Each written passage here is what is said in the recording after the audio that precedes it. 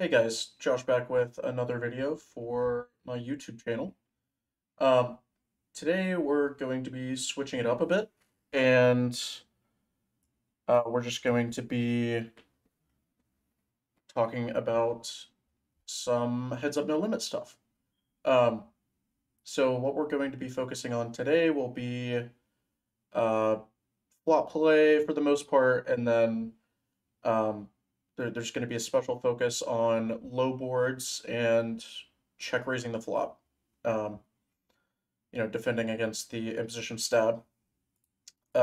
So let's hop right into it. So first, we're going to talk briefly about pre-flop. Um, so in Heads Up No Limit, there's only two players dealt into the hand. Um, so when the small blind opens, um, the big blind is closing the action. And what do we know about this, guys? You know, we've talked about it 1,000 times. Pre-flop, if you're uh, closing the action out of the big blinds, you're, well, I mean, generally in every spot, if you're closing the action, your reopening strategy is going to look relatively polar, meaning that there's going to be like some relatively strong value, and then um, the rest is going to be some variety of bluff. Um, so this is the three bet range for the big blinds. These ranges are pulled from a low rake sim. I think it's around 2K and L rake. Um, but a lot of the principles we talk about today will apply across the board, across rake structures. There's going to be like some slight deviations. Um, but yeah, so notice that the value is all the decently strong suited broadways, and then down to like ace 10 off. And then a lot of the bluffs come from like this trashier offsuit stuff from these middling cards. Um, they're all just kind of mixed in low frequency, and then we're gonna have like this lower to middling suited region, um, and then like some of these wheel aces. Uh, so one thing you should notice is, um, and this will become relevant here in a second. There are some ranks of hands that are, significantly less prevalent in the three betters range. One thing you'll notice is like a lot of Jack X and 10X not making it into the three bet range super frequently. Like this 10-9, 9-8, 9-7, 9-6 stuff. Some of these suited connectors and gappers getting in there a lot, but stuff like Jack 9, Jack 8, 10-8, Queen 10 off, Jack 10 off, King 10 off. These aren't super prevalent in the three betters range. And then if we look at the continued, so this is the calling range against the three bet for imposition. The imposition player is going to have a lot of offsuit broadways, a bunch of suited Jack X, 10X, um, and all the suited, the vast majority of the suited King X, Queen X, Ace X. Um, so the first board we're going to look at, we're going to strictly look at boards that have some sort of checking range on it. 10 high boards generally going to be doing a lot of checking. This is sort of a deviation from how something like a big blind versus button three bet c betting strategy would look like in like a ring game, just because the in position player is going to have significantly less 10x, and out of position is going to be using a bit more 10x to bluff, just because it's a slightly tighter configuration and a ring game, so the bluffs generally want to have higher cards in them, um, or just generally stronger draws. Like you're not going to see as many like suited gappers and double gappers and as three bet bluffs in like a six max environment. Um, but both players are going to be very loose and heads up no limits, so it's not so much of an issue to use these hands. Um, on a 10 high board, we sort of touched on the fact that the out of position player is going to have some sort of disadvantage in 10x. Just to demonstrate this, the out of position player here has about 11% top pair, and then the in position player has about 18. That's a pretty massive discrepancy. Um, and not to mention that the two other cards on the board are very low. Um, and yeah, like our pretty much like very little of our three bets, even the quote unquote bluffing region, is not going to interact much at all with these two lower cards. We're gonna have the occasional like wheel ace x, and that's really the only sort of hand that interacts with these two low cards. Um, so yeah, for those reasons, we're going to be doing quite a lot of checking and then just using a pretty polar c-betting strategy. So this is 3/4 pot is the predominant size. Um, Across most of these dry 10 high boards, this is going to be the predominant strategy, um, especially the 10 low boards. Um, and then, yeah, like our main c-bets are just going to be these overpairs and 10x and that sort of thing. Um, so, however, the vast majority of even our made hands are going to be mixed in as checks at some frequency. Imposition, stab, mostly going to be on the smaller side. However, because imposition has such an advantage in 10x, um, and a 10 high board is like if you have a 10 on a dry 10 high board like this, you're going to want some sort of protection. Makes sense to carve out a slightly bigger stab size here. Um, but you're going to have to play a good number of check raises, just because you're incentivized to do so much checking due to your disadvantage in top pair. So if you face this small size, you're gonna be doing pretty much pure check raising with all your overpairs except aces, and then the vast majority of your 10x is check raising pretty aggressively. One thing you'll notice is if you have something like Jack 10, you're not going to be check raising as often. However, if you have something like 10-9, you're going to be check raising much more aggressively. The reason for that just being that Jack 10 has an overcard to the board, so you need slightly less protection.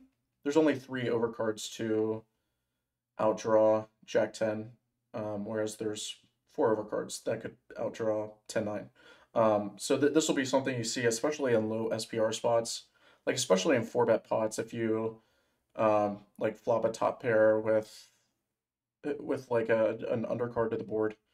Um, you're generally going to be incentivized to get money in on earlier streets, um, given how low the SPR is.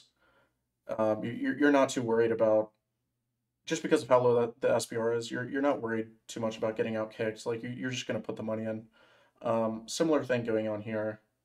Um, but, top pair and heads up no limit is generally pretty strong, and not to mention that imposition is so loose that we can get money in against so many worse 10x hands, and just lower hands that we're betting for protection. Um, so we're going to use closer to like a geometric check raise size here.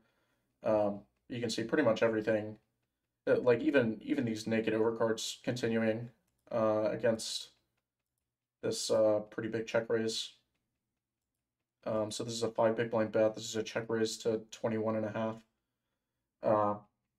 Basically, if you have a pair, you're basically always continuing.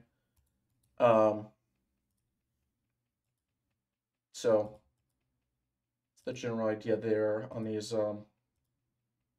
high frequency check boards. And then these overcards are going to be are also going to be check raised pretty aggressively.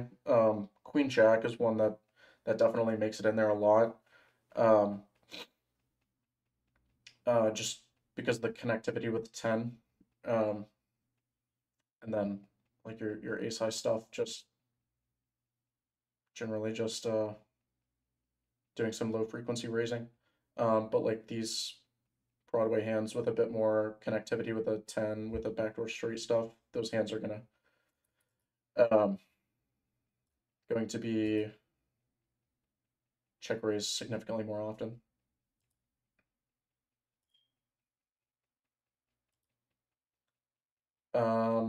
Okay.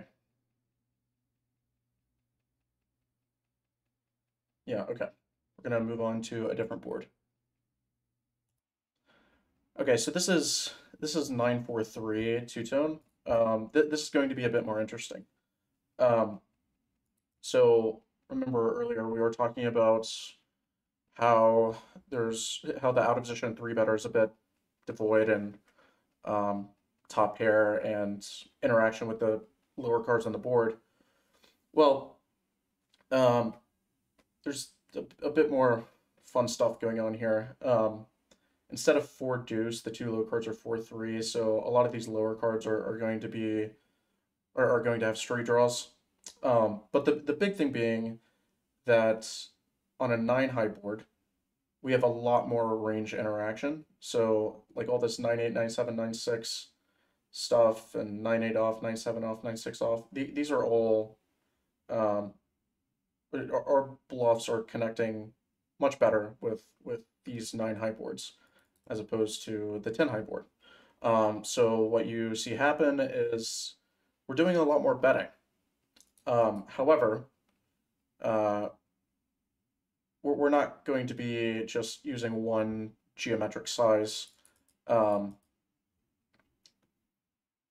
just because we want to carve out this small size for like these weaker 9x hands and like some of these lower pocket pairs.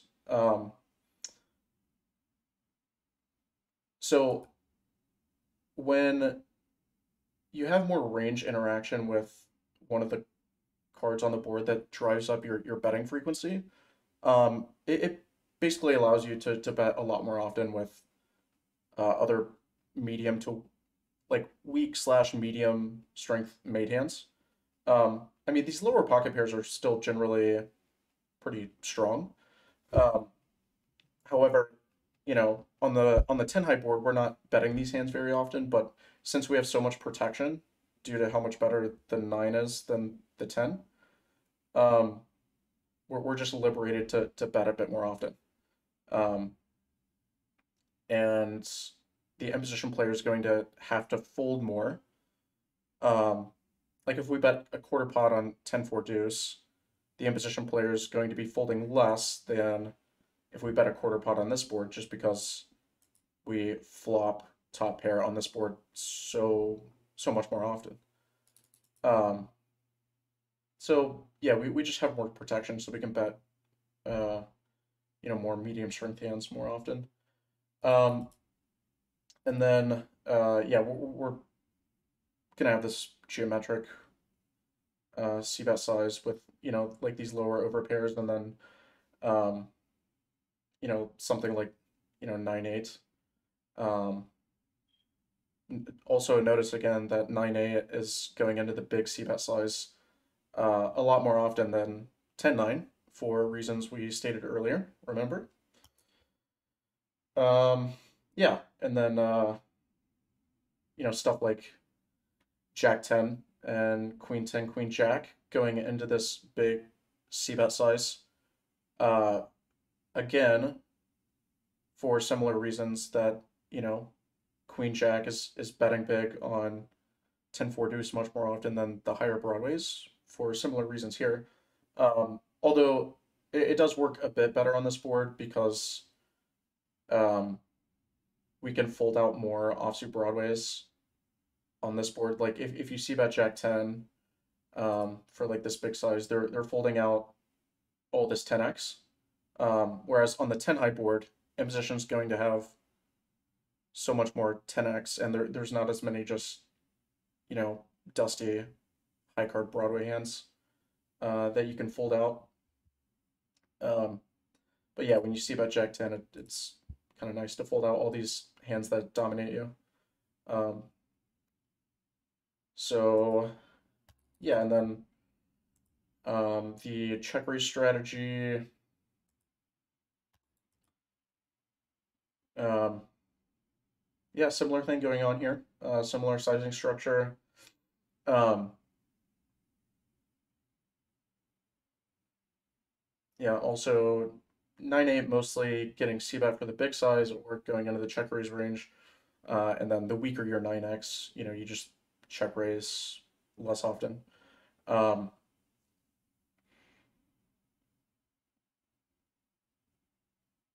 yeah, let's see. Let's see.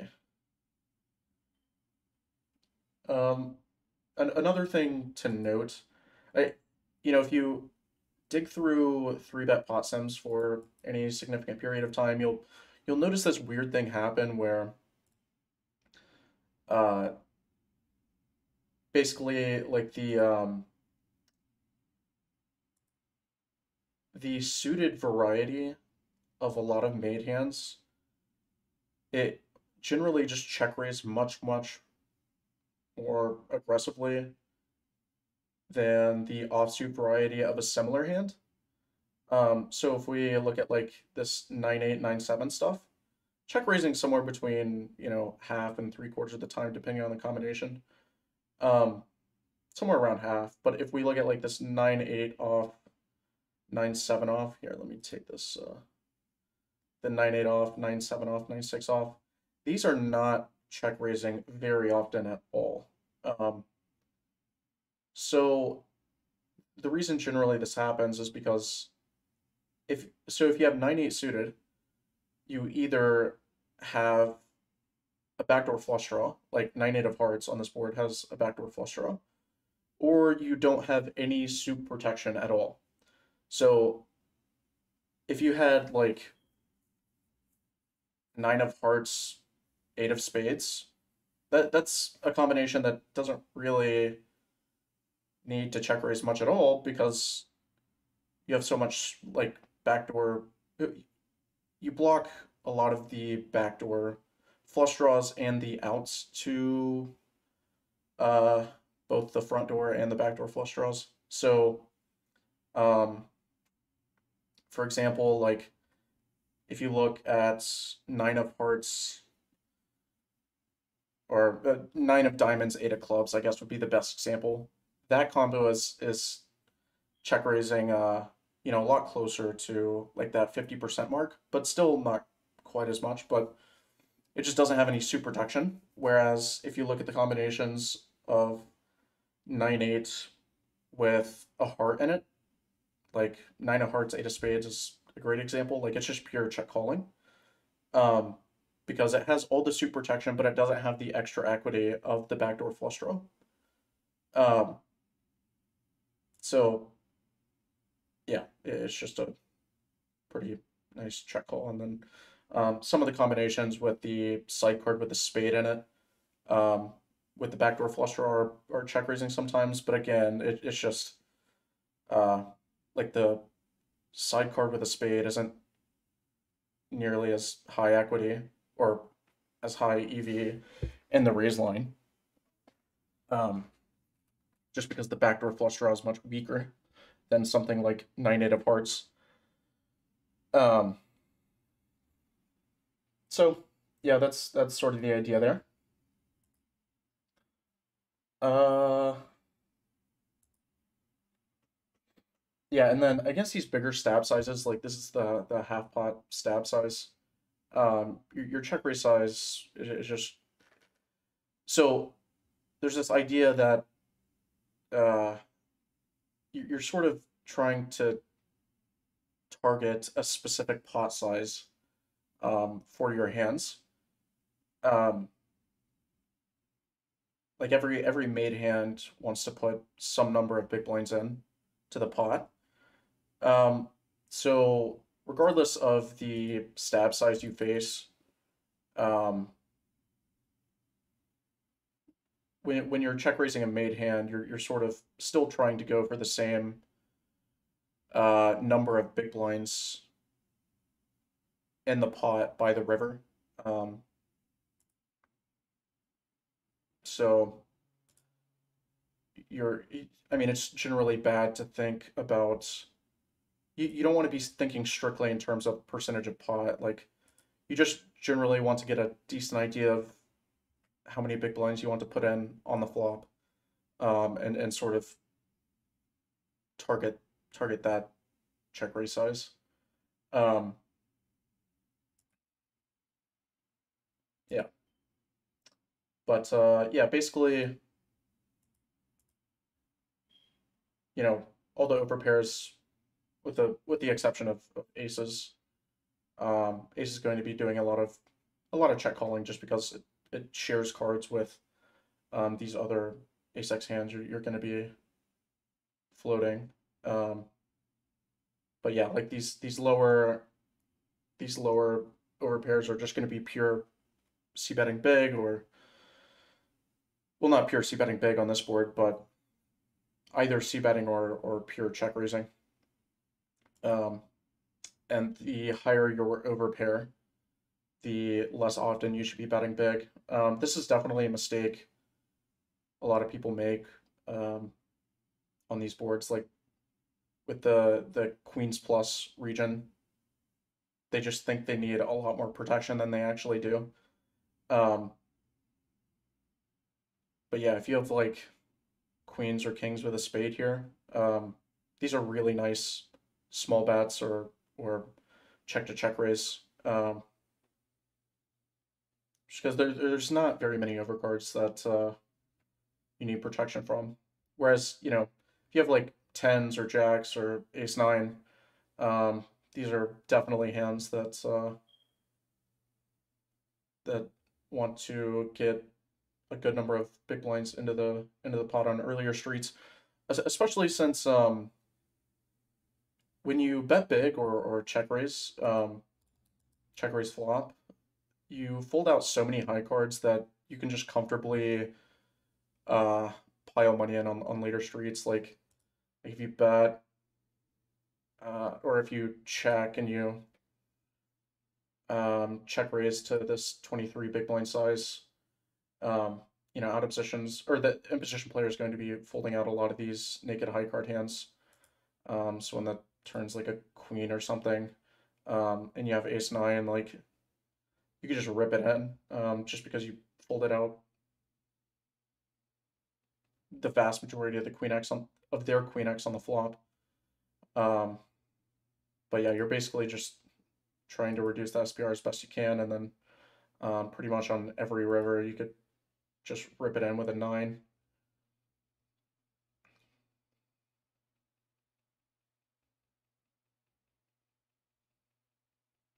The SPR is like 0.3 or something here.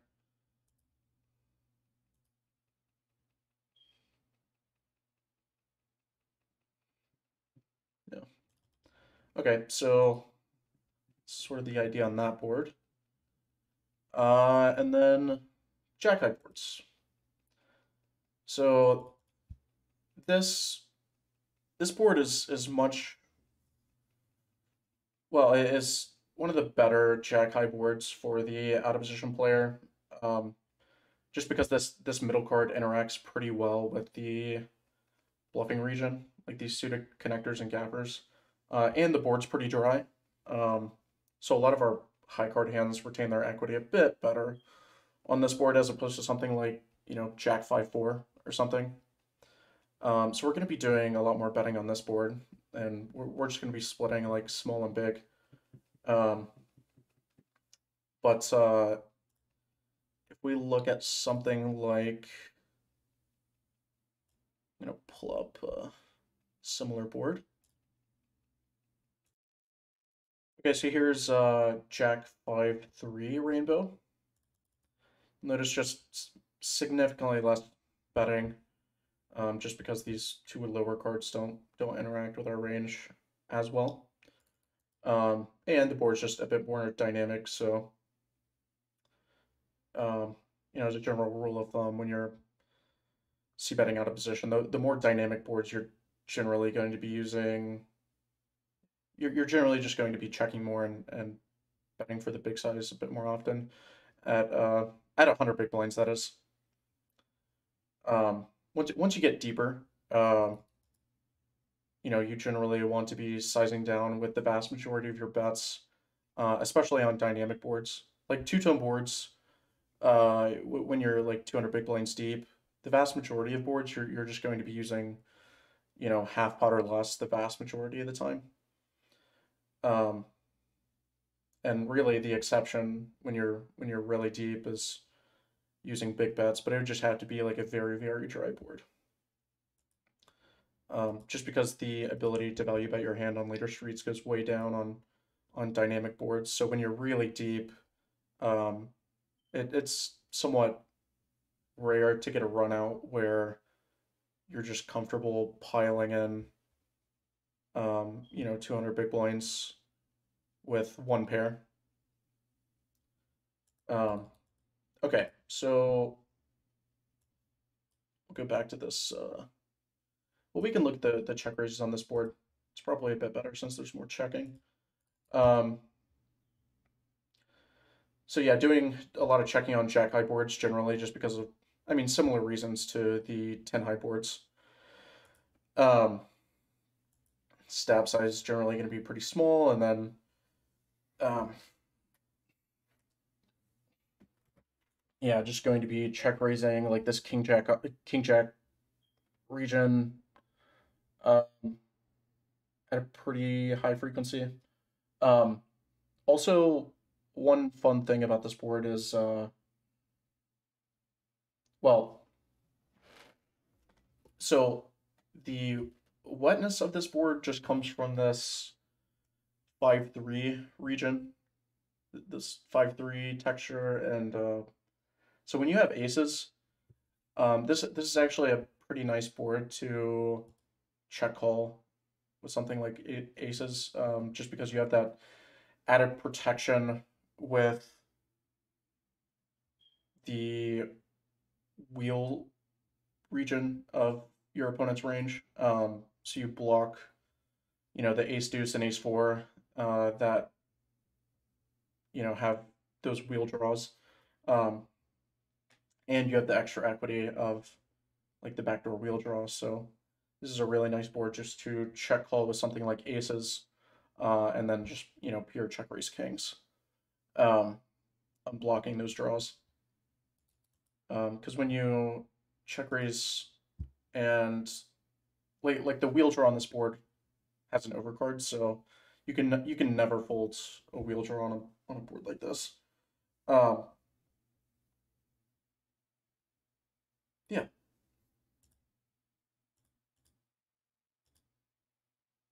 see, yeah, and then again check raising the jack 10 over the queen jack, and then um, a lot of these lower cards just doing a lot of check calling basically. Um, when you're check raising a drier board like this, um, your check raise bluffs should come from hands with overcards to the board, especially since you're out of position. A general rule is if you're building a big pot on earlier streets, uh, especially against a range of continues that's going to consist largely of one pair hands, you really want to always have some sort of pair draw to their continues. So, if you have some like King Queen is going to be a much much better check raise than like 8-7 or 8-6. Um, just because these hands they block value, but more importantly, they have two pair draws to outdraw a jack. Um, so it's a generally a pretty good rule of thumb to go by, but you can check raise these occasionally, but you know something like 7-6 is going to get check raised a lot more because at least that has a gutter. Um, but yeah, something like ace deuce getting check raised a lot more than these lower backdoor straight draw type things. Um, King six with the backdoor and the overcard. Okay, that's most of what I wanted to cover today. Let me see what other boards I had pulled up. Just gonna skim over these real quick. 10-8-3, doing a lot more c betting on 10-8-3 than the 10-4 deuce. I will let you guys hypothesize as to why that is, but we've covered that on multiple boards in this video. And then, did we cover the 7-6? I can't remember, but yeah, we're doing a lot more betting on this board for reasons previously stated. And then like like this board is so low that pretty much like the vast majority of over pairs we should just be doing a lot of big betting.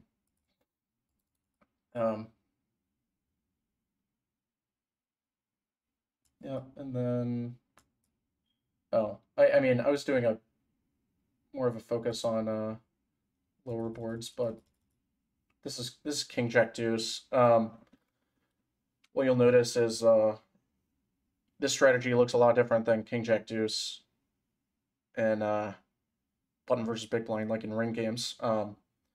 This is something that's very common to have quite a few more checks on Broadway boards, especially double Broadway boards, because the imposition player, remember, has a bunch of these offsuit Broadway hands, and we're not using a lot of these offsuit Broadway hands as bluff. We're using a lot more of these like high-low hands and suited connectors and stuff. So you're generally going to have checks on these boards. And yeah, the check raise, you're not going to be check raising this board nearly as often because the top, well, first of all, we're doing a good bit of betting on this board, so our checks are going to be a lot of medium strength hands, such as Jack X or queens or lower pairs, stuff like that. And when you have a king, you're not too incentivized to pile money in on earlier streets because you don't really need that much protection on a board like this.